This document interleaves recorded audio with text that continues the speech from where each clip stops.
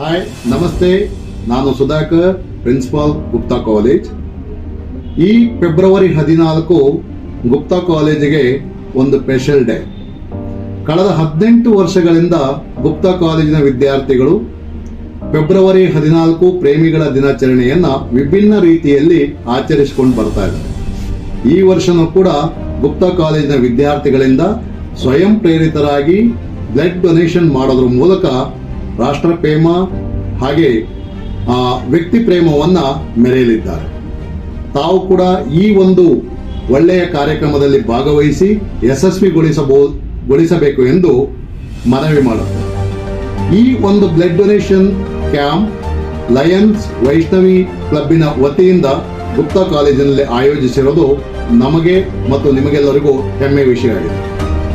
ಎಲ್ಲ ವಿದ್ಯಾರ್ಥಿಗಳಿಗೂ ಕೂಡ ಈ ಬ್ಲಡ್ ಡೊನೇಷನ್ ಕ್ಯಾಂಪಿನಲ್ಲಿ ಭಾಗವಹಿಸಿ ಯಶಸ್ವಿಗೊಳಿಸಿ ಎಂದು ಹಾರೈಸುತ್ತೇನೆ. Thank you.